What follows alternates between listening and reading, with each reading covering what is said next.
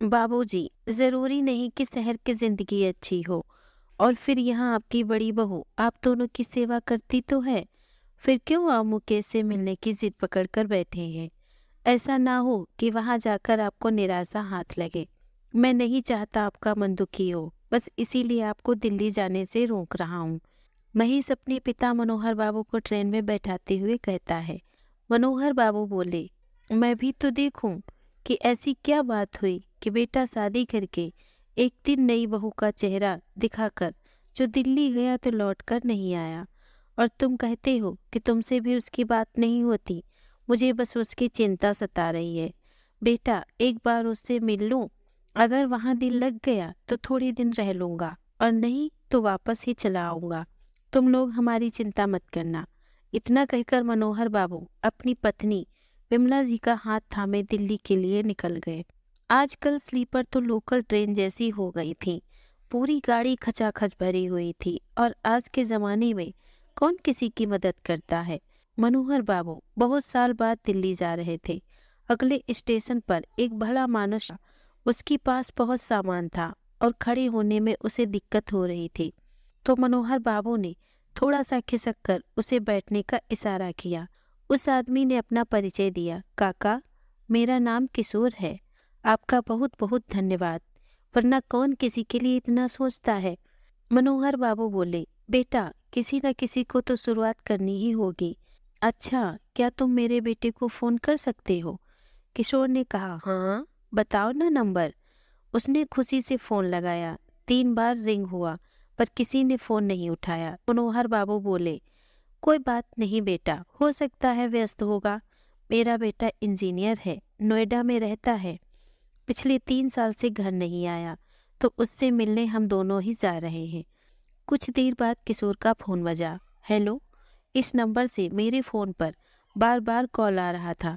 आप कौन बोल रहे हैं? किशोर बोला, आप मुकेश बोल रहे हैं ना? हाँ में जवाब मिला। तो किशोर ने कहा, आपके पिताजी ने फोन करवाया था, लीजिए, उनसे बात कर लीजिए। कुछ देर तक बातें होती रही। फिर मनोहर बाबू ने कहा, बेटा, हम आ रहे हैं तेरे पास मिलने के लिए।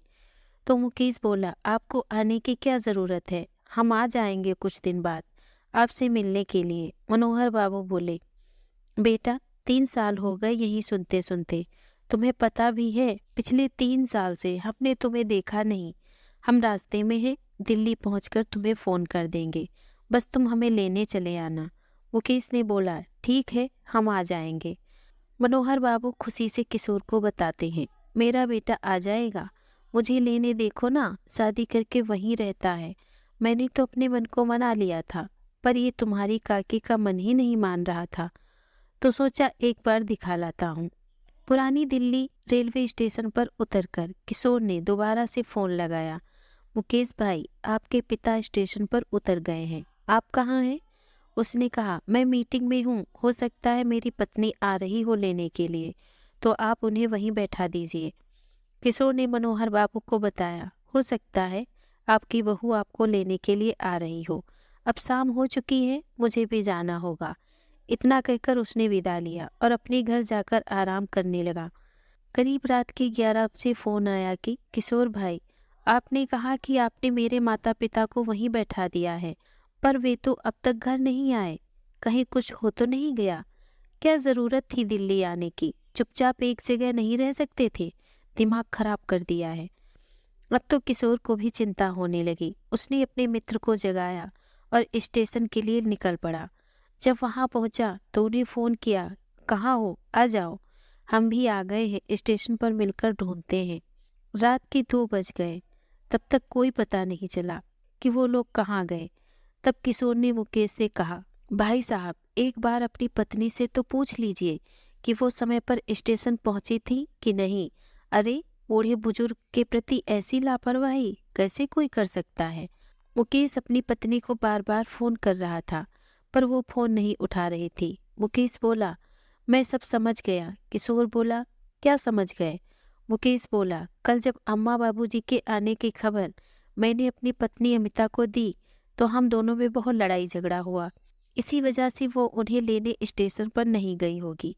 रात के 2 बजे तक वो तीनों मनोहर बाबू और विमला जी को ढूंढते रहे, पर जब कुछ पता नहीं चला तो थक हार कर बैठ गए। सुबह होने को थी तो किशोर बोला, मुकेश भाई अब हम चलते हैं, कल ड्यूटी जाने के लिए लेट हो जाऊंगा, कुछ पता चले तो हमें बता देना। इतना कहकर वो दोनों चले गए। अगले दिन मुकेश ने किशोर को फोन करके बताया, भाई माँ बाबूजी रात की ट्रेन से ही घर लौट गए, मैंने भी सुबह की ट्रेन पकड़ ली, मैं अभी माँ बाबूजी के साथ ही हूँ। आपने बहुत मदद की, उसके लिए बहुत बहुत धन्यवाद। किशोर बोला, चलिए अच्छी बात यह है कि वो लोग ठीक ठाक हैं, क्या आप मेरी बात उनसे करवा सकते हैं? मुकेश बोला, हाँ हाँ क्यों नहीं, ये लीजिए। किशोर बोला, काका हमने आपको कितना ढूंढा, कोई ऐसे बिना बताए जाता है? मैंने कहा तो था आपसे कि आप वहीं बैठे रहो, आप कहाँ चले गए थे? मनोहर बाबू रोने लगे और बोले, बेटा हमारी किस्मत में धक्के खाना ही लिखा है। बचपन में माँ बाप हमें छोड़कर चले गए, बुढ़ापे में बेटे को लेकर बहू चली गई, हमारे पास कोई और विकल्प ही नहीं था, इसीलिए अपनी इज्जत बचाने को वहाँ से वापस लौट आए।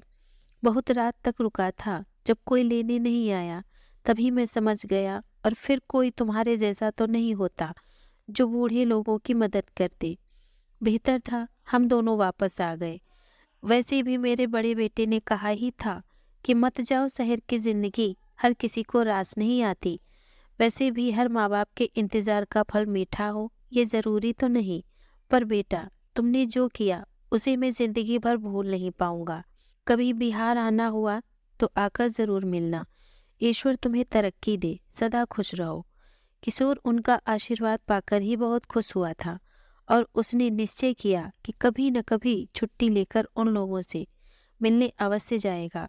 पर उसे अफसोस इस बात का हो रहा था कि कैसे कोई बहू अपने झगड़े के चक्कर में माँ बाप के दुख को अनदेखा कर सकती है। दोस्तों, अगर हमारी कहानी आपको पसंद आई हो तो प्लीज़ मेरे चैनल को लाइक और सब्सक्राइब करें। धन्यवाद।